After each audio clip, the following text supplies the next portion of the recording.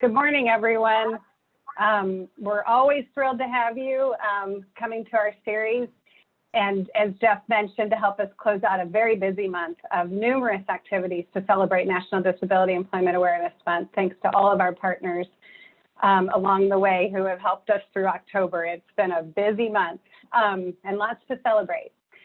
And again, for continuing to join us since April in this series. I don't normally do this, but I'm going to take a minute to help recognize our panelists today. They're not only CEOs and human resource folks, but they're also individuals who care about and engage meaningfully in efforts in diversifying their workforce, and all in very different ways. Magellan Health has not only sponsored and supported past webinars with our employment efforts across Arizona on employer engagement. They're currently reevaluating their internal practices, as they know they cannot serve the members that they work with and for without investing in being more diverse and inclusive. Mayo Clinic, who's on, has partnered with the Sonoran USED, Vocational Rehabilitation, and Paradise Valley School District to launch this past August one of the newest Project Surge sites that gives students with disabilities a 9-month internship opportunity at their business site to develop employment skills for future jobs. The city of Tempe, through the BEST program and the efforts to develop their municipality as an employment first city, they have changed policies, hiring practices, and engaged in specific training for employees on disability awareness in the workplace, with the ultimate outcome to hiring more people with disabilities. And they have. As of today, 3 individuals have been hired through the BEST program efforts. And lastly, but not least, DesignWorks Gaming has seen the value in people of all abilities. And they continue to invest in supporting and hiring individuals with disabilities, diversifying their workforce, and building on individual strengths to make a win-win situation for individuals and their business. So it is with great pleasure that we have this wonderful panel to talk to you today about some new landscapes in employment due to the pandemic. With Magellan Health, we have the Senior Vice President of Human Resources, Sharon Butler. With Mayo Clinic, we have the Diversity Recruitment Specialist, Marcia Edwards. With the City of Tempe, the Manager of Human Resources, Lawrence LaVictoy. Hopefully I said that correctly. And the founder and CEO of DesignWorks Gaming, Troy Zarowski. So thank you so much for all of them being here, as well as you all. So with that, we're going to get started with the questions, and we'll do this in sort of a round robin way, and they will help us understand the things that they're doing during the pandemic that are going to be great for you all to understand as some employment landscapes have changed. So Marcia, we're going to start with you. What has changed in your business on-site or in-person work during the pandemic? So thank you, Susan, for having me and Mayo Clinic attend today. So we have actually have had to do a lot of rethinking and revisiting in regards to having employees on site. So about 4 different departments, including HR, which I am part of, has switched to work from home 100%.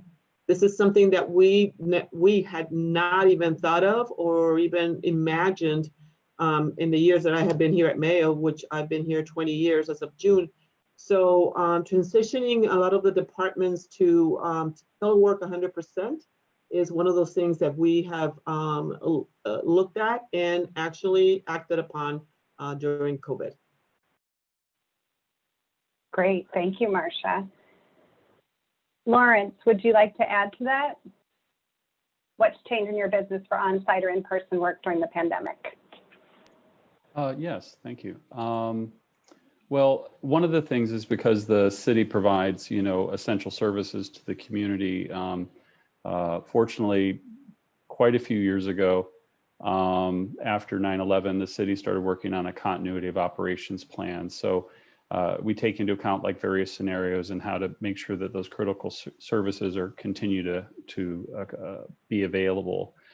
So when this happened, we did have some plan. Of course, you can't go over every conceivable contingency, but probably one of the biggest changes was getting, how do we get the communication and also the transparency of what's going on to the employees and those that need to know. So the city created quickly like a web page that had daily updates and helpful information such as the FFCRA and giving information employees.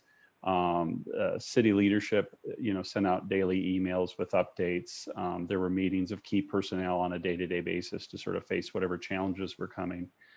Telecommuting, I think that's probably something most businesses faced, was to go from basically an office brick and mortar kind of situation, all of a sudden everybody's working remotely. And not every job necessarily translates to that. So it was having to look at things as to who could work telecommuting and still be able to perform their job and how we would go about that. Now, for those that had to report to work, we made changes such as, general health questionnaires, temperature checks, things of that, where mandatory mask wearing. But also, like in terms of people coming to the city, we switched to an open door to more appointment only, and or restricting access or reconfiguring rooms and stuff. So there was a lot of changes, but interestingly is over the time, because of the length of time, it's gone from something unusual to sort of almost normal to now, if we go back, we have a feeling that a lot of the things that we've adapted or changed to might continue to some extent or some variation. And I think that'll be the case with a lot of businesses. Thank you, Lawrence. Sharon, would you like to add to that? I would, and I think it's a lovely question, to be honest, because what's really changed from where I sit in the organization, based on the work that we do, was attitudes and barriers to thinking about how we meet employees where they're at and address their unique needs and break barriers to assumptions that things had to be a certain way. We have to all be on a site. We have to meet in person. We have to get through this physical identity of ourselves and how we show up to work, and move it to a more individualized understanding of, we can do this from anywhere, with exceptions, right? Always exceptions, because there are some jobs that we really can't do from anywhere. But we, leaders had preferences that had to be kind of whittled away. And you had to think of, how do I lead a team? How do I engage with my team? Because I can't accommodate my preference that we're all physically co-located. So I think it actually broke down some barriers and allowed for us to revisit our assumptions. It created a whole bunch of new challenges that we continue to kind of evaluate and figure out, but it gives us the time and space to do that, because we all believed in May we'd go back to normal, right? And normal would be, I get to have those same assumptions revisited and kind of kind of resurface in my preferences as a leader. And here we are, right? We've normalized so many things that we didn't anticipate we'd normalize, because we'd still be doing those things in October. And it's created a huge opportunity for us to think about how people come to work and do their best work. What are the things that they need as individuals? And how can we accommodate when it works really well for them to work from home, because that's who they are? And what about when it doesn't, because that's who they are? So I think it's given us this opportunity to embrace an infinite mindset and remove ourselves from assumptions we've always made, that you have to have a brick and mortar building in order to be a business, or that you have to show up somewhere in order to be present. So I think about it as we get to start a new journey, and we get to have new conversations, and our leaders are really up for it. And that part's kind of inspiring. And it's also hard, right? So we have to come up with a whole new set of toolkits for leaders who are attempting and trying to literally meet people where they're at, when they've had a previous predisposition to want to be able to be in their same space. So I think that landscape has significantly changed. And whether we wanted to or not, we've had to revisit all of these kind of preconceived notions about what coming to work looks like. And I think it opens us up to revisiting all of these things we talk about in how we identify best fit for roles. And I think it creates a whole new landscape for true inclusion, right? True business opportunity for individuals with unique skills to come to work and not just be qualified, but to actually excel at something that brings us forward differently. Excellent. Thank you. Thank you for adding that. And Troy, would you add anything about your business and any changes you've had to make due to the pandemic? Thank you, Susan. Thank you for having me. I could go on for an hour about this, but I tell you what I can say immediately is I agree with everything that's been said so far. Being a B2C online business, we were really set up strategically already to be able to take our workforce home when we didn't really even understand that that was possible. A lot of things have changed for us, good and bad.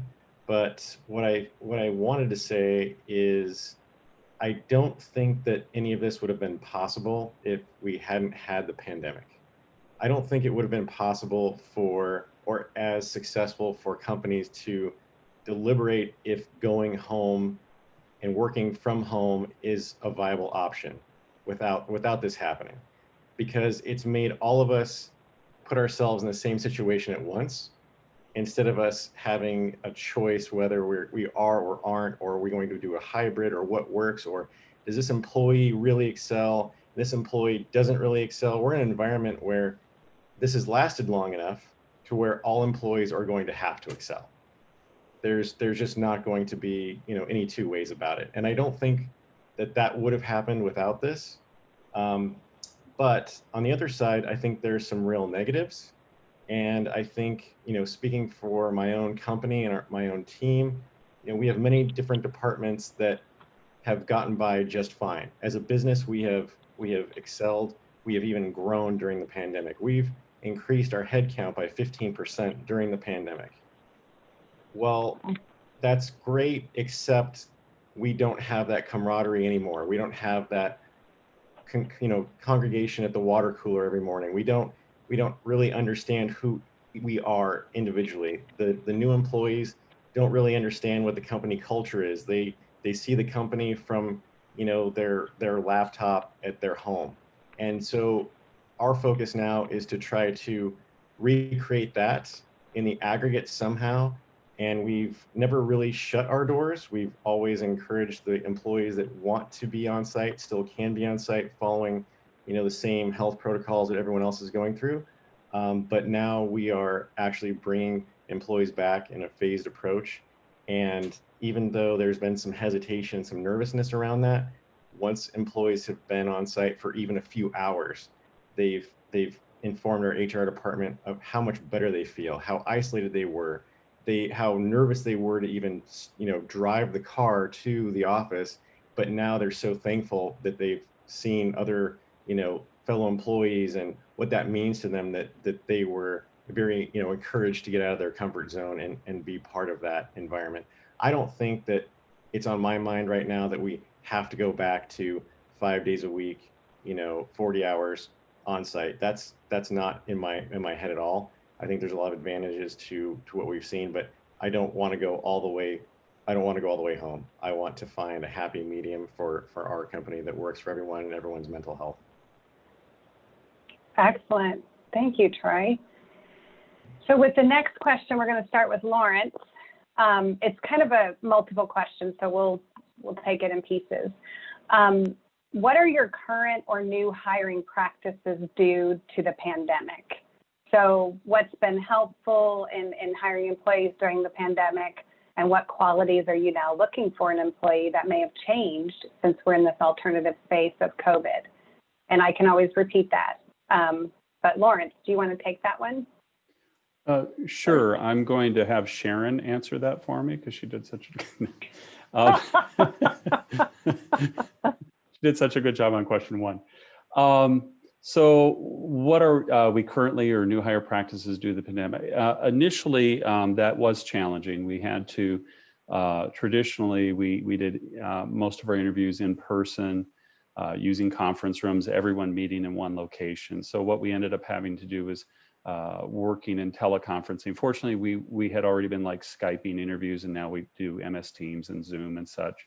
So one of the challenges we had was oftentimes the technological ability of the candidates, but also maybe the equipment that they had available to them to do this, especially at the beginning. I think since this all started around in March and April and such, people have gotten more proficient, but our analysts had to start working with candidates more closely to ensure their familiarity with the technology. And oftentimes they would spend the time with the candidate doing test runs and stuff. And on the flip side, it helps the candidates, because there's nothing worse than right before an interview wondering if you're even going to be able to be at the interview. So it helped in terms of reassuring them to focus more on the interview and that process than worrying about the technology. Frequently, second interviews tend to be in person, but they tend to be smaller, and we do them, from a distance kind of thing. But one of the things I would say that as a result of this, some of this is looking at candidates maybe slightly different in terms of their adaptability, looking at new technology, flexibility. That came across from the other panelists in terms of how, when this is all over, it's very likely that there's going to be far more telecommuting and a comfort zone with that moving forward. Probably the most challenging thing we have is with entry-level positions that do require that training and face-to-face interaction. And so, but we do have a lot of positions here at the city that, they're essential in terms of they physically need to be able to do the job, whether it's, at the water plants or streets and PD and fire and such. So, but there are instances where offices have more or less shut down to some extent, or working at a reduced capacity. And so when those new hires came on board, they had to look at new paradigms and sort of embrace that. Not sure if I answered everything. It's been helpful when hiring new employees during the pandemic. I would say probably just what in terms of qualities we're looking for employees. With what I said earlier in terms of probably like the ability to adapt to this. I think a lot of us got that way. It was interesting, was transitioning from being in an office to working at home, which I really didn't like for a lot of the same reasons that Troy mentioned, is you miss that day-to-day interactions, that dynamic that occurs. So we started developing ways of having that sort of virtual in-office relationship, more frequent contacts with individuals on a one-to-one basis, even if it's virtual and such. I'll stop there because you've got 3 other panelists that need to answer. That's okay. You're doing great. Troy, would you like to add anything additional that might have changed in your hiring practices, or what you're looking for employees during this pandemic? Not a whole lot besides removing, that in-person element from that first interview. Obviously, we can't do that. I think it did add 1 or 2 extra rounds of the video conference interview. We're trying to create that proxy for, getting to know someone's personality and getting to understand those traits that you would normally get in a physical setting. So adding a few layers of additional televideo conferencing has helped us. And then also introducing more peer group interviews. So typically we wouldn't have introduced, so many individuals into the room because it's a bit unnerving, and that's not the environment we're trying to create. But in this instance, by doing several interview processes where it's very informal, not strict question lines, but give us some background on how you handle certain things, and just tell us more about yourself. That gives us a better proxy to what we're getting in person. And what we're looking for, understanding work styles, commitment levels, ability to wear multiple hats. We're in a situation right now where, because we're not connected, we're not within arm's length to lean back in your chair and maybe ask someone or go right down the hall, you maybe quarantine that question or that thought, because you'll be on that phone call with someone in 2 hours from now, and then something gets lost. So we really encourage the question line of new hires. How do you handle wearing multiple hats? How do you negotiate elements of doubt or uncertainty, and trying to bridge those gaps, because there is now a physical barrier into how our workflows are being managed. Great, thank you, Troy. Sharon, what about at Magellan Health? Any new hiring practices and what you're looking for employees? I think a lot of what Troy said is true universally in how we have to think about engaging differently and making sure that not only do we get a great view into the many different angles that you can't see in a one-dimensional screen, but also to ensure that that person has that same view into the organization. I always describe it as, it's a mutual investment, and we don't want for someone to regret because they didn't understand or didn't anticipate something that they're going to bump into. So all of the strategies that Troy mentioned are really important and key, I think, to kind of accommodating what we're used to doing in kind of personal, close physical proximity to each other. The things that we've identified that we're trying to figure out the best way to get a sense of and have the employee get a sense of expectations is, are they curious, self-directed curious and self-directed in how they engage with their work? If they have a question, do they have kind of the courage to ask, because there isn't someone that can walk by and say, hey, you look like you're wondering about something, can I help you? And then they have to be more explicit in their use of the technology to reach out and create a network and to ask questions somewhere. So we've been thinking about, I think, all the same things and trying to figure out how technology might be able to help us do some of those things. So we have, Microsoft Teams on every desk. So somebody could, instant message someone else and say, if you have a second, I have a question, so that we minimize that. Troy described it as quarantining a question. So we can minimize it to some degree. But I do think, there is still a lot to be understood in how folks will be able to truly feel connected to others when they do feel so isolated when they're working from home. Great, thank you for that addition. And Marcia, did you want to add anything after all that they included? Yeah. It's almost, I can almost say, all of the above, basically, it's what I'm going to say. But I will add that I think Lawrence mentioned that. So before we did offer some type of virtual interviewing, especially when the candidate was lived somewhere else out of state. So that actually now has become the normal. We schedule more virtual interviews than we do in person, of course.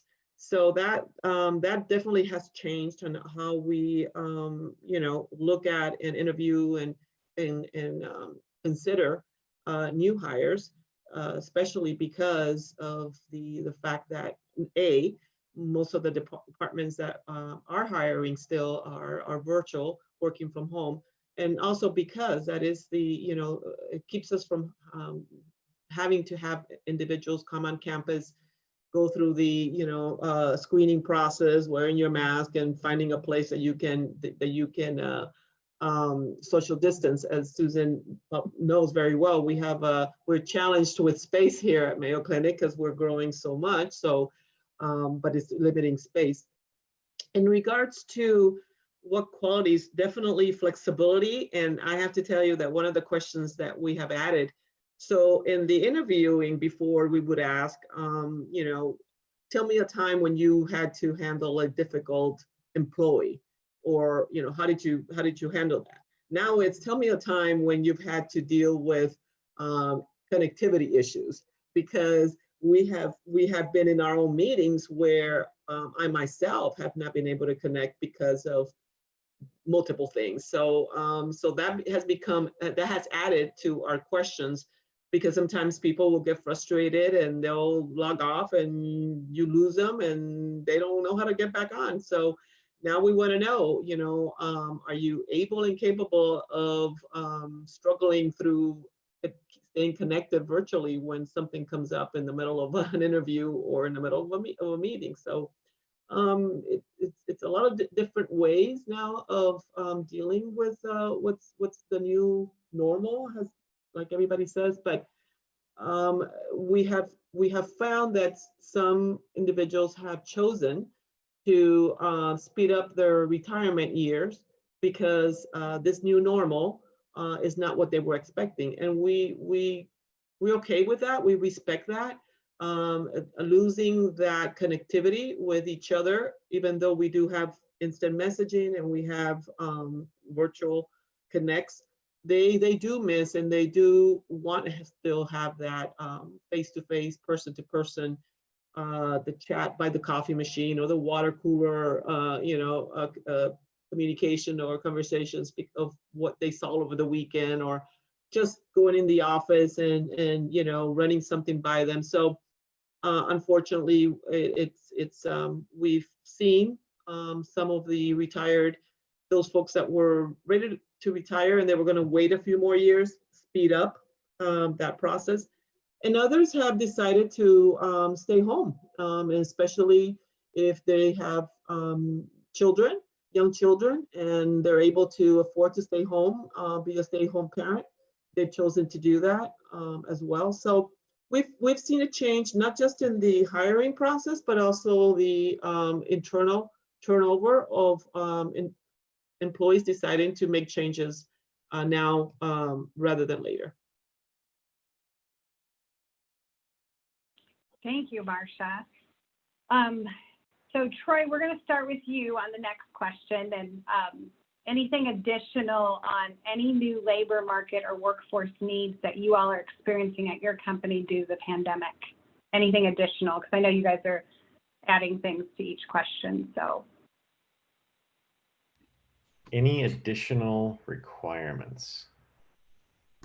Any new labor market and workforce needs that you're experiencing? Sorry, I just meant additional to anything you've already said. I mean, probably not in the sense that you're asking the question, but the pandemic has changed the legislative environment of our business rather substantially to the positive, and that's required us to think about really aggressively staffing, more so than we thought, in the first quarter of the year. So yeah, I mean, that in itself, I think is a large piece.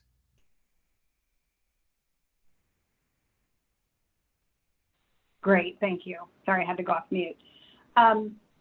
Marcia, do you want to jump in here and talk about any labor market workforce needs that you got, new ones that you're experiencing? So thank you. So yes, we've actually are seeing unfortunately not enough candidates applying for our general services and environmental services or housekeeping positions. That has become a struggle because of the nature of the job. With general services, they scored patients and visitors to the appointments, et cetera. So, and then of course with environmental services, they are cleaning patient rooms, they are cleaning the areas around the hospital. So we've seen a slow in the interest of candidates coming into and applying or going online and applying for those jobs. So it's almost becoming crucial, and we're conducting virtual job fairs and looking at, maybe offering sign-on bonuses, or, I mean, we're trying to get very creative, because at the end of the day, those jobs need to be filled, because we want to maintain a clean hospital and a safe hospital for those patients. And one of the things that we emphasize is that those jobs, you will stay. The concern is the pandemic. I don't want to work in an environment where, or in a job where I could be exposed. So we focus on, you will be wearing all the appropriate, PPEs necessary to do that job. So I would say that those would be the jobs that we're struggling with when it comes to developing our workforce here. Thanks, Marcia. Sharon, would you like to jump in here? Has Magellan seen any new labor market workforce needs through the pandemic? We have. I think what we've seen is a need to reevaluate kind of the employee value proposition, right? Because individuals want more control over their own health and safety. So they want to be able to determine where that happens best. And in some cases, we have the luxury of accommodating that. And in some cases, we do not, just like Marcy was talking about, like at a hospital, you have to show up. We have folks that work in a distribution center. So in order for our members to receive their medications on time, they have to go in and make sure that we are distributing the medications. But what we're seeing is that employees want a little bit more control and a little bit more flexibility in how it is they experience their own exposure to risk. And I wish I could say we've got that all figured out, but we've at least got that question figured out, and we know that it's something we have to speak to. I see it also in, people used to be kind of interested in relocation and they're up for going wherever the job is. And that's not true anymore. And we're seeing it affect productivity. So folks who need to relocate are a little bit less productive because they don't have that support system around them to help with, whatever it is, the extra needs of their life. So they want to stay where their support system is. And so we're learning that as we better understand that, we really need to understand how best to accommodate that. And again, that's the gift of COVID for us right now, is that it's allowing us to divorce ourselves from old mental models that suggest it has to be any one way. There are limitations to the job based on the job itself, and we need to just figure out how to create the flexibility around those things. Wonderful. Thank you for that response. Lawrence, did you want to add anything there on any City of Tempe? Well, in terms of a new labor market or workforce needs, that really hasn't changed much in terms of, it's more about how the jobs that already exist have changed as a result, which the other panelists have covered. One of the challenges I would say is, as new people come on board, is it's not just about them coming to work, but also family plays a bigger role about people changing positions and going elsewhere, because a lot of individuals have small children that are still at home, and being able to telecommute and such would be beneficial for them in the present environment that we're dealing with. It hasn't been so much that we've needed new personnel or different personnel. It's more of just looking at what we currently have and how does that fit into the current pandemic and the paradigm that presents. Thank you. That's important to know. Okay, the next question, we're going to actually start with Sharon. Has COVID changed? This is going to be interesting for me to hear as we're bringing on new employees next week. So we appreciate the answer to this one. Has COVID changed your training practices for new and current employees? And if so, how? Like I'm so bringing excited people on board. I'm so excited I got this question because yes, indeed, it absolutely has it. And this is an area, again, we are a work in progress, as I think we all should be forever. But the traditional come to a location and we'll bring you into a training room and we'll ensure you're equipped and set up in order to learn, and you're all facing forward and there's an instructor in front of the room, has really been challenged to allow for us to do things that meet the employee where they are in many ways, intellectually and physically, so that they can train in place, which means they're training on the equipment that they're going to use every day versus training in a training room and then having to go get reacquainted with the equipment that they have. It means we had to rethink how they experience the content and the information, and how they leverage instructors and facilitators of learning, so that it's a blended experience in the true sense of the word. So what we're learning is that every component speaks to different learners different ways, and then we have to make sure that we true up what they need by continuing to evolve the experience they're having based on the individual. So it has to be something that's very individualized. So while you're bringing on 45 to 100 people at any one time, it's often easier to just be like, this is the training, right? And it's very trainer oriented that way. Like, here's how I help 100 people learn their new job. And we've had to flip it and let it be very learner oriented and make sure that we create time and space for individuals to get help with the things that aren't clear or easy. But it also allows people who are very self-directed to just accelerate through and be very independent. So we've had to have lots of different approaches and availability of people and technology and systems and content so that they can move through it in their own way. And it's very fluid. And it felt like it was going to be very chaotic, but we're getting great feedback from learners and we're getting great insights so that we can continue to evolve and get better at it. So it's my favorite topic right now. So thank you for that question. Well, great. Thank you for that great answer. Marcia, what about Mayo Clinic's training practices for new and current employees? So, so just as Sharon just mentioned, we have moved from in-person, we hire about 60 to 70 individuals every 2 weeks. So we were needing to constantly struggling with space, we were struggling to be able to accommodate each individual, to go through the orientation process, not only on the day of orientation where you have the speaker and they talk about Mayo and and all the great things, but then also the training that goes along with that orientation. And so now, as Sharon mentioned, they're training and they're doing their online orientation on the same system and on the same computer that they are going to use every day, because they were using a different computer during orientation and training, and then they were going to their department to finish the process and learning that system, all over again. The only challenge that we've seen with moving to virtual orientation and training is that the departments have had to now allow a block of time for the new hire to finish or do that process within the department. Before it was the first 2 days they did not go to the departments. They would just come to HR and do the orientation and the training those 2 days. Now it's being built into doing it in the department. So it's up to the department, the manager, to give them that block of time.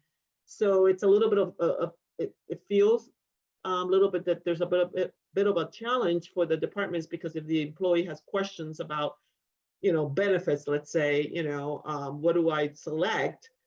Before they had someone there in person that they could answer that question. Now is, here's the benefits brochure, and ahead of time and read it and get familiar with it. And if you have any questions, call the 800 number. So that's one of those things that we're seeing that we've had to change in it. So it's all gone virtually. For current employees, there's a lot of self-guided webinars that we've encouraged for employees to train on. And so everything and anything that we do now, it's all virtual training. Wow. Yeah, such a new world. Yep. Troy, how about DesignWorks Gaming? Would you like to add anything about your training practices for your current new employees? Sure. Because we're a tech company, we are 99%, on workstations. So there's nothing manual that needs to be trained. Most candidates are coming in with a pretty comprehensive, technology background. So at that point, it's learning, our ways, our methods, our systems. And we've always been training on a one-on-one basis. We don't do, mass training rooms. And that's just because we're not that big of a company. But we can, if you're going into HR, you're doing your orientation one-on-one, then you're going in with your supervisor one-on-one, then you're meeting with your peers one-on-one. So that is still happening. It's just not happening in person, obviously. It's happening virtually. The first day for an employee is a mandatory on-site visit where you have to pick up your equipment. That's really the extent of the on-site. That might last, 20 minutes, 30 minutes, however long it takes, and how comfortable that new hire is to be there for that extended amount of time. But that piece we can't circumvent right now. We could, I guess, ship the equipment if they're out of state. That does happen. But one piece that I didn't mention earlier was, we have definitely broadened our employment base to the entire United States. We are not any longer worried about how far this candidate is from our office, even though we're centrally located in Phoenix. Some of our employees were driving 60 minutes or in excess. I had an employee that would drive from Tucson, so that's really helped us, and it's allowed us to broaden our technology employment base really where it needs to be, and we can certainly be competitive.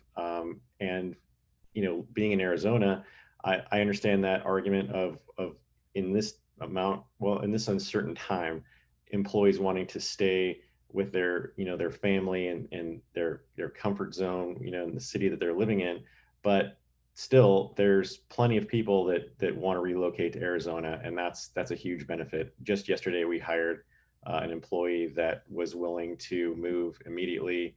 I believe it was from Iowa, and if not, they would move within 3 to 6 months. But they were just out of the cold element and wanted to be in somewhere warmer. So that's where we're at, and I think that in the future that how I feel the process would work for us is I don't envision a company anymore where we have to have everyone on site 100%. And like I said, I think that pandemic has helped that posture. I think that probably what's going to happen is, when possible, we will get new recruits in. They will be on site 100% for an amount of time, maybe 1 month, 2 months, however long it takes for a manager to feel comfortable about them having enough of those resources under their belt, so that they can be home and be independent, but still have a percentage back in the office at that point. Great. Thank you for adding that, Troy. And we'll wrap up this question with Lawrence, the city of Tempe. Have you anything to add differently about your training practices that have changed with new or current employees?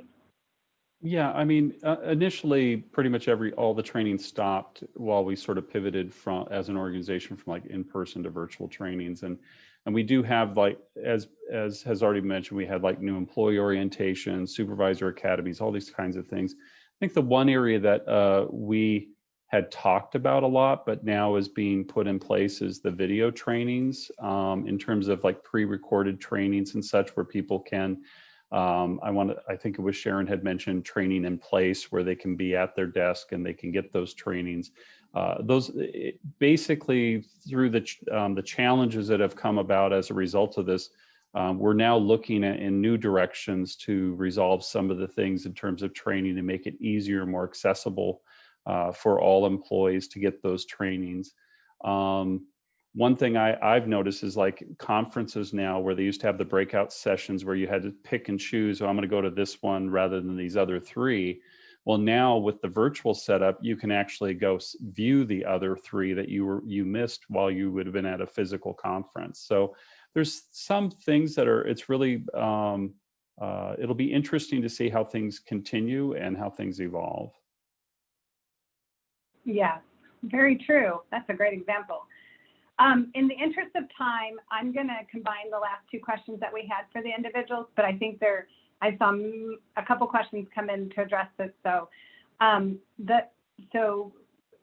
how are you guys, and some of you did talk about this, but you can piggyback. How are you keeping your employees connected to each other?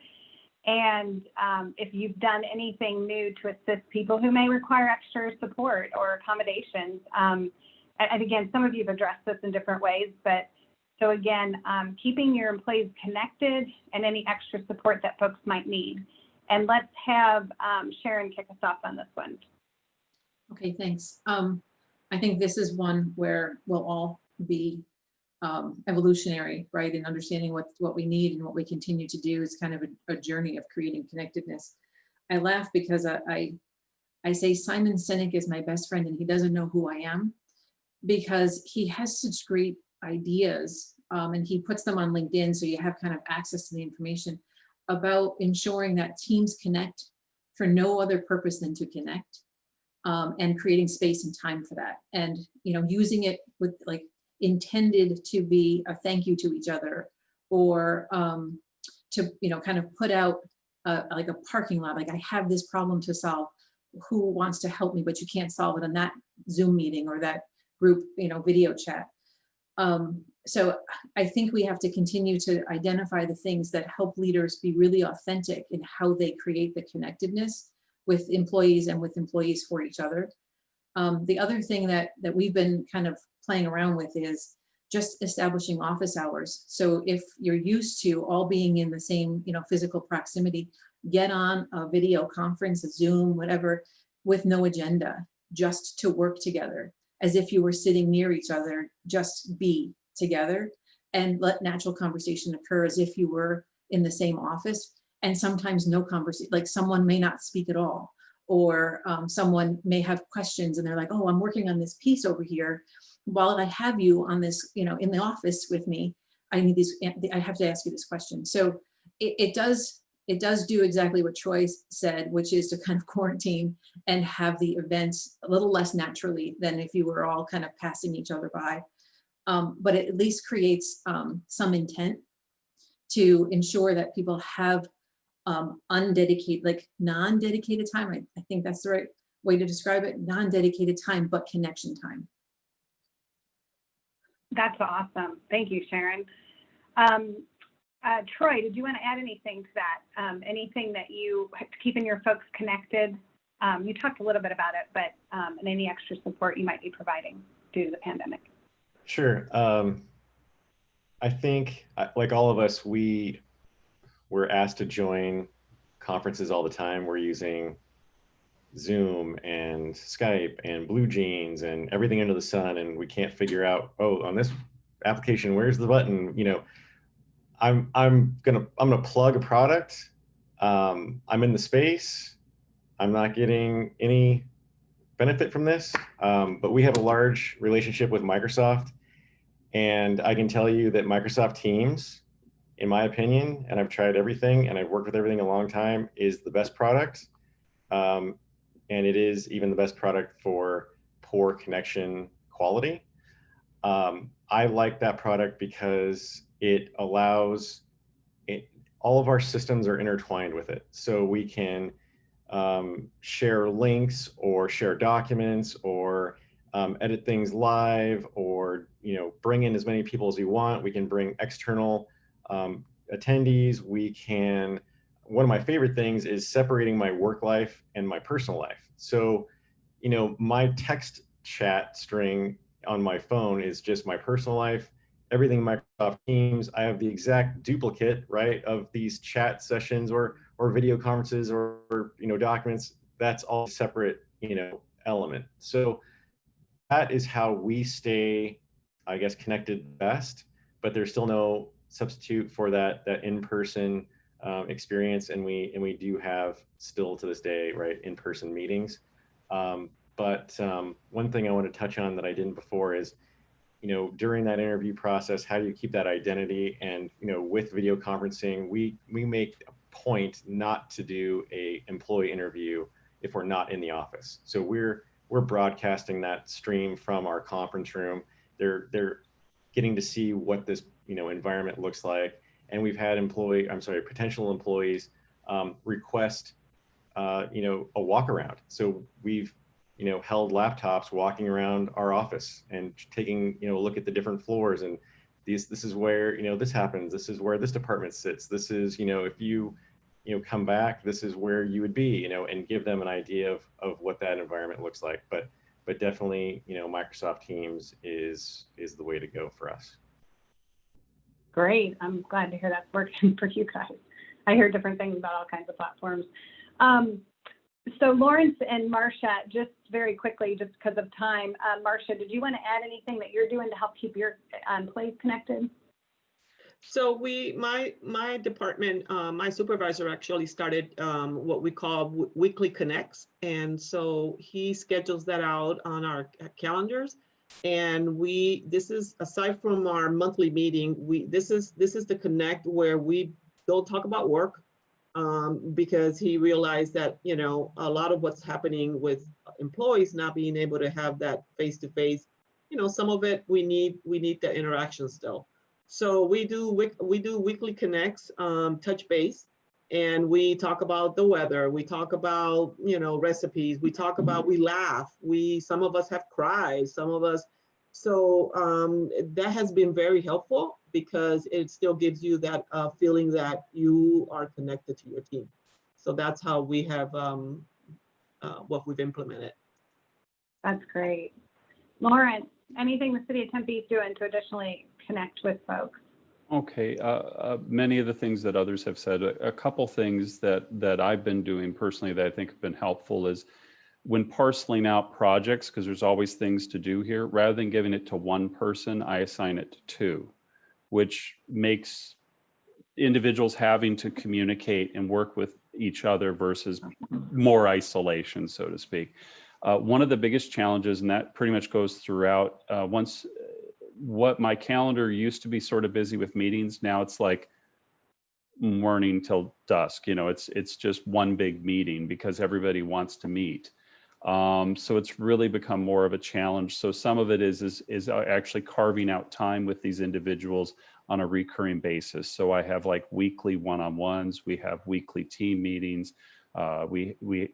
It's really important to try and stay connected, and also being open to, because there's so much stress involved with what's going on now, and to be an understanding presence and being able to be flexible and working with employees, that's been very helpful too. Awesome. You guys have been really, really helpful. In coming to a close, I saw one question about what's a supervisory academy. I think the other ones have been answered through the question and answer, but Jeff, if I missed something, please let me know. Does anyone, I'm not sure who mentioned that, I can't remember now. Does anyone want to take that question? Sorry, it was Lawrence, I think. It was probably me. Lawrence. At the city, we have a supervisor's academy. It was 12 classes. Now we've pared it down to 8, and employees, both supervisory and non-supervisory, are allowed to attend that with their department's permission. And it basically trains them in terms of not only good practice, but also how things work internal to our organization. And we have subject matter experts, both internal and external, that come in and go over that. And it's generally each class is about 4 hours. And then once they've completed it, we do sort of a recognition thing for them, and sort of a breakfast kind of thing. So that's what we do. We just found it's effective, and it helps people appreciate, if they're non-supervisors, what their supervisors are doing, also preparing them to be supervisors, and those that are supervisors, in particular the new ones, to get acclimated to how we process and do things here at the city. Thank you so much, Lawrence. This has been an astronomical amount of great information from all of you. We try to give a few minutes. Kristen, I don't know if you wanted to add anything as the state leader who supports people with disabilities finding employment, or anyone else on in the last 3 minutes. And if not, if there's any other questions. Are you there, Kristen? Yep, I'm here. Just real quick. Amazing information, right? Not only do we help prepare individuals with disabilities to go into the workforce, so that's helpful from that perspective, but as an employer of almost 500 people, like, this is great information for me to use also, and how do we connect and how do we do things a little bit differently. So I appreciate all of the information you shared. Thank you. Did anyone else want to say last few minutes? My director, Wendy, or Margaret, or Adam, or any last questions, Jeff? I think that was a whole bunch of stuff with very little time. Okay, I'll ask a question. Are there any replacement strategies for respite and habilitation, also virtual? That, I'm not sure our panelists would be able to answer that, Gail. I don't want to disrespect that they couldn't, but that's really specific. to the disability community. I don't know if Margaret or anyone wants to, or Adam wants to answer that from the DDD or the Medicaid. Hi, Susan, it's Margaret. And- Hello, everyone. Yeah. Can you hear me? Yes. Yeah. Go ahead, Margaret. We have authorized certain one-on-one services for our transition to employment, which, you know, theoretically could be provided that way, but I'm not really aware of it. What we have done is we have authorized respite going in or attending care going in and helping our members as they participate in virtual programming. But actual virtual services to our members, we do through our group support or through our working on employment goals through like group supported employment or transition to employment or center-based employment. So in that sense, yes, working on those sorts of goals with our members, yes, we do that virtually, if that's what you had in mind. And well, Yeah, there was a same. question. Oh, yeah, go ahead, Adam. Oh, I was going to say kind of the same thing. Yeah, I mean, with the employment services, whether habilitation or rehabilitation, yeah, I mean, those have obviously gone to virtual, but things like respite, no, I'm not familiar with any changes around there to make that virtual, because sometimes there are certain stuff that can't be virtual. Right. We do, respite's not virtual, but you could have, you know, participating in transition to employment virtually. And there's been some really successful programs throughout the state that have done a great job with that. Thank you, guys. I'm going to have to finish this up here. For the employers on the panel or anybody on that call, just know that the folks you just heard from are all the people that fund all the supports that might come your way in your places of employment. So they're good people to know. We're always trying to be more inclusive and help people that don't know so much about the disability community, that there is a lot of support if there's needs that we can address to make sure it's a successful and win-win for the individual that's placed as well as the employer. So with that, it's noon, and I thank you all so very much for being here, especially our employers, your time. Have a wonderful weekend and be real safe on Halloween. Take good care, everyone. Thanks for being here. Thank you for inviting us. Bye. Thank you so much.